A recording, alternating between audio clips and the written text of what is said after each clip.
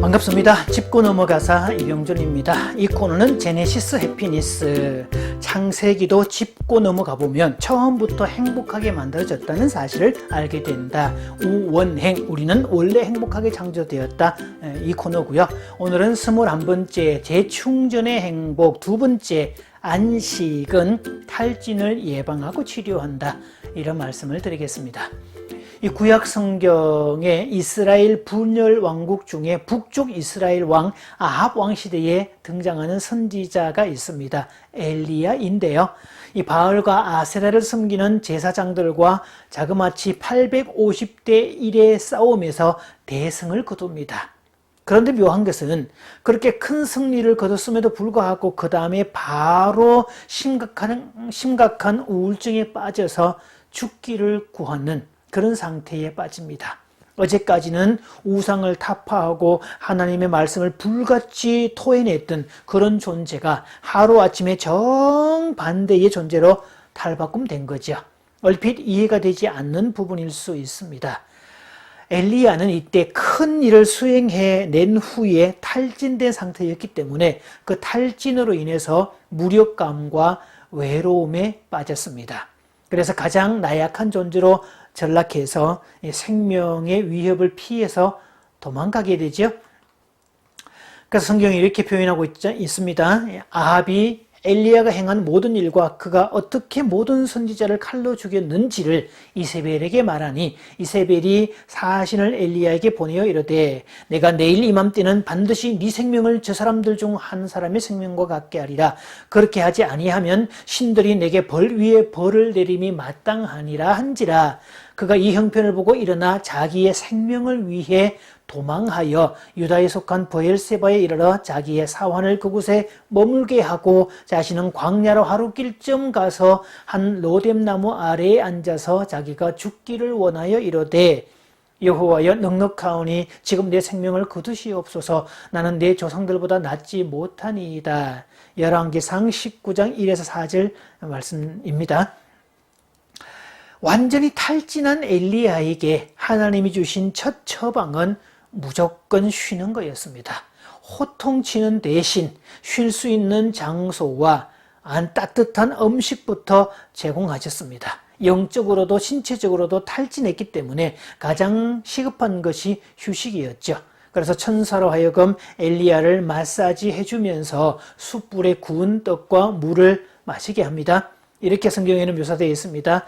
로뎀 나무 아래에 누워 자더니 천사가 그를 어루만지며 그에게 이르되 일어나서 먹으라 하는지라. 본적 머리맡에 숯불에 구운 떡과 한 병 물이 있더라. 이에 먹고 마시고 다시 누웠더니 여호와의 천사가 또 다시 와서 어루만지며 이르되 일어나 먹으라. 네가 갈 길을 다 가지 못할까 하노라 하는지라.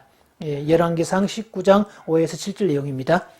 그렇게 충분히 먹고 충분히 자고 충분히 쉬고 난 다음에 엘리야는 기력을 회복하고 하나님의 산 호렙으로 달려갑니다.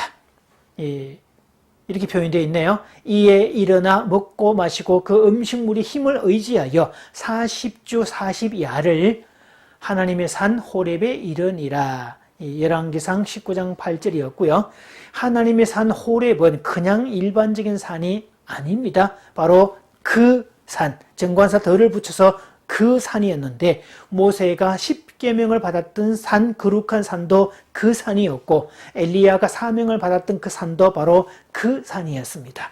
그래서 그 호렙산은 하나님의 사람들을 영적으로 충전하는 충전소였던 셈이죠. 호렙산에 도착한 엘리야는 그곳에서 그동안 생각했던 하나님에 대한 이미지를 새롭게 받아들입니다. 즉 하나님은 늘 크고 강하고 감히 범접할 수 있는 그런 대상으로만 여겼었는데 그곳에서 만난 하나님은 아주 작고 부드럽고 세세하고 자상한 그런 이미지로 다가왔습니다. 여호와께서 이르시되 너는 나가서 여호와 앞에서 산에 서라 하시더니 여호와께서 지나가시는데 여호와 앞에 크고 강한 바람이 산을 가르고 바위를 부수나 바람 가운데 여호와께서 계시지 아니하며 바람 후에 지진이 있으나 지진 가운데도 여호와께서 계시지 아니하며 또 지진 후에 불이 있으나 불 가운데에도 여호와께서 계시지 아니하더니 불후에 세미한 음성이 있는지라. 열왕기상 19장 11에서 12절 내용입니다. 자기의 생각보다 훨씬 더 크신 하나님을 다시 만난 엘리야는 더 이상 우울에 빠진 엘리야가 아니었습니다. 더 이상 무력감과 외로움의 노예가 된 엘리야가 아니라 다시 불을 내뿜는 선지자로 다시금 사명을 받고 출정하는 그런 선지자로 바뀝니다. 또한 엘리야는 더 이상 무력감과 외로움의 늪에 빠지지 않도록 엘리사라는 후계자를 연결시켜 주셨고요. 그리고 믿음의 용사 7,000명이 따로 존재하고 있다는 사실을 일깨워줍니다. 그제야 엘리야는 자신이 혼자만이 850대 1의 싸움을 한 게 아니라 수많은 그 사람들, 수많은 다른 선지자들 7,000명의 기도의 힘이 모아져서 이긴 승리였지 혼자만의 수고가 아니었다는 것을 새삼 깨닫게 됩니다. 자, 마치면서 질문 2가지 드립니다. 첫째, 나는 혹 지금 탈진 상태 아닌가? 두 번째, 엘리야에게 남겨진 선지자 7,000명은 나에게 어떤 의미인가?